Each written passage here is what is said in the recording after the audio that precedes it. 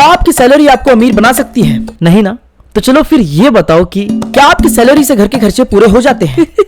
मुझे पता है कि नहीं हो पाते हैं। तो चलो फिर ये बताओ कि क्या आप अपनी सैलरी से मुंबई जैसे शहर में खुद का घर ले सकते हो?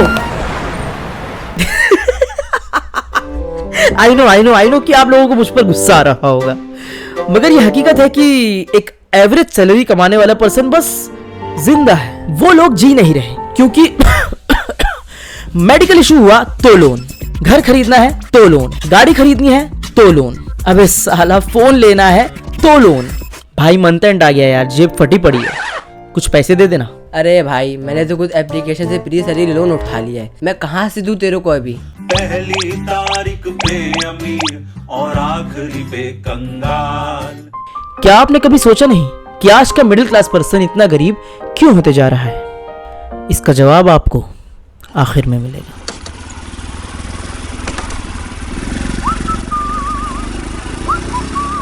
मैं फासिल, HDBD बैंक का एम्प्लॉय। मेरी सैलरी है 10,000 और मैं अपने घर का पूरा खर्चा संभालता हूँ, जैसे कि 12 रुपए के 1 दर्जन अंडे, 7 रुपए का 1 लीटर दूध, 5 रुपए का विब्स ब्रेड, और तो और मैंने हाल ही में अपनी वाइफ को 3 तोला सोना भी दिलाया, वो भी 9,000 रुपए में। और बड़ी मेहनत से मैंने 2 साल की सेविंग्स करके 1.5 लाख रुपए में घर भी ले लिया।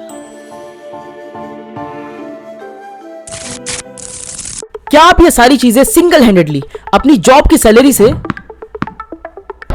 आज के टाइम में कर पाओगे? इसीलिए तो मैंने इस वीडियो में कॉर्पोरेट एम्प्लॉयज की education, salary, taxes, loans, expenses से जुड़े सारी दुविधाओं को खरोदा है। और अगर तुम लोग एक स्टूडेंट या एम्प्लॉय हो तो इस वीडियो का एक सेकंड तुम्हारी जिंदगी से जुड़ा हुआ है।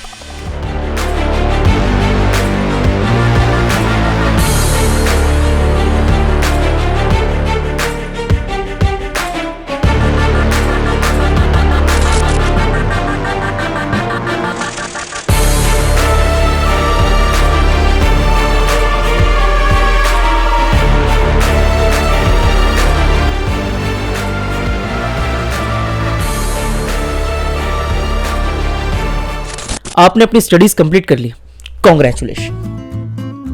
अब तो लाइफ सेट है ना भाई तेरी? हाँ भाई, अब तो नौकरी भी मिलेगी और छोकरी भी, मगर भाई साहब लड़का तो मुझे बहुत पसंद आया, लेकिन लड़का काम क्या करता है? जी कॉल सेंटर की जॉब करता है। सैलरी कितनी है? 15,000? भाई साहब 15,000 रुपए तो मेरी बेटी का लिपस्टिक और पाउडर का खर्चा है, आप कैसे कर पाएंगे ये? जाइए कहीं और ढूंढिए, रिश्ता ढूंढने आया है या मजाक करने आया है? सोचने वाली बात यह है कि इंडियन एजुकेशन सिस्टम गरीबों की जेब से सिर्फ पैसा वसूलने का काम करती है।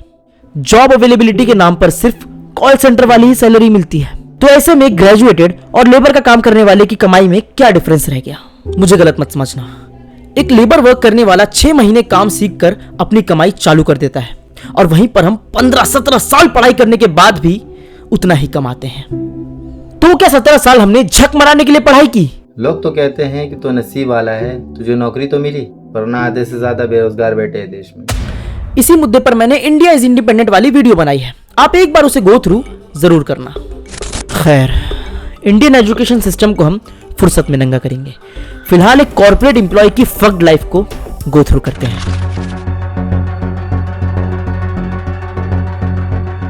इंडिया के टायर 2, टायर 3 सिटीज का तो ये हाल है कि 10,000 की भी नौकरी मिल जाए तो बड़ी बात है।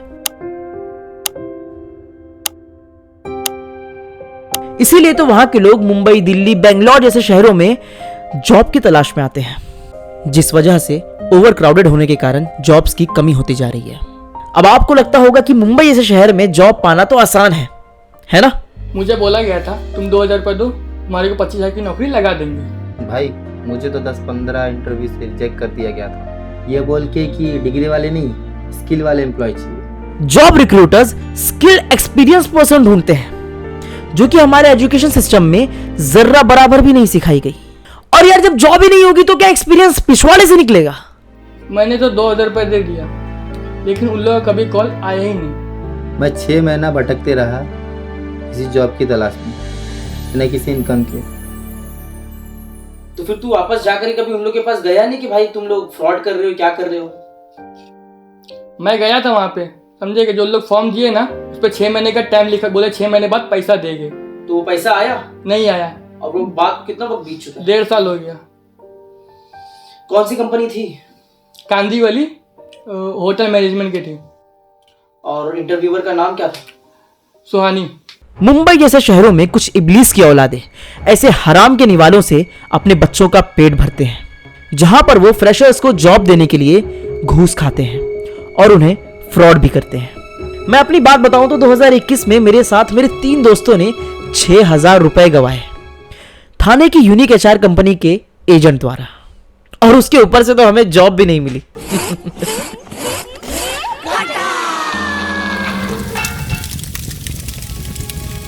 इंडिया का कॉर्पोरेट एम्प्लॉय बेहद परेशान रहता है क्योंकि वर्कलोड ज्यादा है और सैलरी कम। जॉब और लाइफ मानो जैसे जेल जैसी होती है, जहां पर आप जाते हो अपनी मर्जी से, जरूरतों से, जिम्मेदारियों से, मगर आपका वक्त, आपके सपने, आपकी family life, sleep cycle, relationship सबकी तो लग जाती है। अरे मैंने तो डेविड जोसेफ की book the magic of thinking big में पढ़ा, too many chiefs and not enough Indians का मुहावरा चलता है ओवरसीज में, जिसमें चीफ का मतलब होता है मैनेजर और इंडियंस कहा जाता है नौकर को। हमें फॉरेन कंट्रीज में ज्यादा काम करने वाला नौकर क्यों समझा जाता है? क्यों हम सिर्फ नौकरी के लिए, दूसरों के सपने पूरे करने के लिए अपना जी जान लगाते हैं, और आखिर में क्या मिलता है? You wake up when the alarm goes off.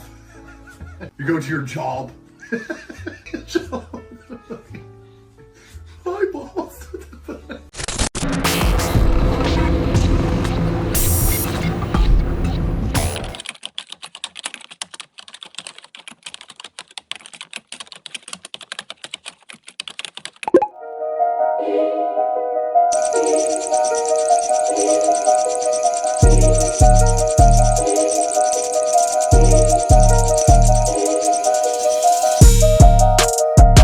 अरे वाह, एआई ने 8 घंटे का काम तो सिर्फ 8 सेकंड्स में कर दिया। सही है यार। क्यों भैया, प्राइवेट जॉब की इनसिक्योरिटी अंदर ही अंदर खाती है कि नहीं? देखो, ये प्राइवेट कंपनीज वाले अपने बाप के भी सगे नहीं होते, क्योंकि जब कंपनी ग्रोथ पकड़ती है तब वो लेटेस्ट टेक्नोलॉजीज को एडेप्ट करके कॉस्ट कटिंग करने के लिए एम्प्लॉयज को ले ऑफ कर देती है। तो इसीलिए बड़े बुजुर्ग फरमा कर गए हैं कि बेटा नौकरी करो तो सरकारी, वरना बेचो तरकारी।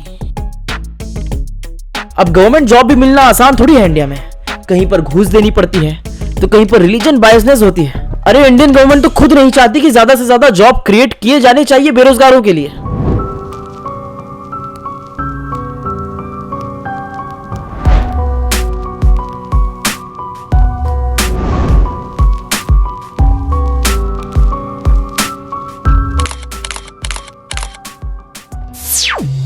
तो ऐसे में हम क्या करें? कैसे इस देश में बढ़ रही बेरोजगारी को कम करें? वीडियो को ज्यादा लंबी ना बनाते हुए लॉन्ग स्टोरी शॉर्ट, अगर आप में से किसी के पास भी मास्टर्स की डिग्री परस्यू करने के फंड्स अवेलेबल हैं, तो एमबीए करके किसी का नौकर बनने से बेहतर है कि बिजनेस करके खुद के मालिक बन जाओ। Then start your entrepreneurship journey. एक छोटी सी दुकान ही सही, मगर खुद की करो, जिससे कि आप एटलीस्ट एक स्मॉल एंटरप्राइजेस होने के कारण 3 से 4 लोगों की जॉब तो क्रिएट कर सकोगे इंडिया में। Basically what I mean to say is be a job creator, not a job seeker. एक छोटी सी नौकरी का तलबगार हूँ मैं। Hey, shut the up.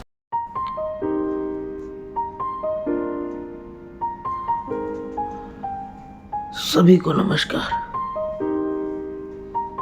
मैं फासिल। मुझे आप लोगों से कुछ सवाल पूछना है। मैंने अपनी जवानी में नौकरी करके घर खरीदा, गाड़ी खरीदी,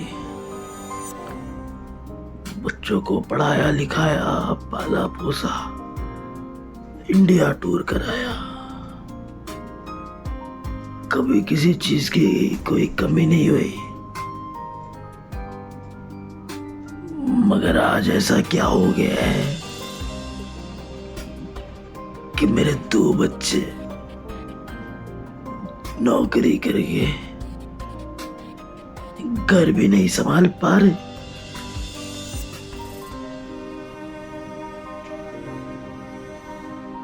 लोग मुझे बताओ, ऐसा क्यों हो गया है? आखिर ये क्या हो गया है हमारे देश को?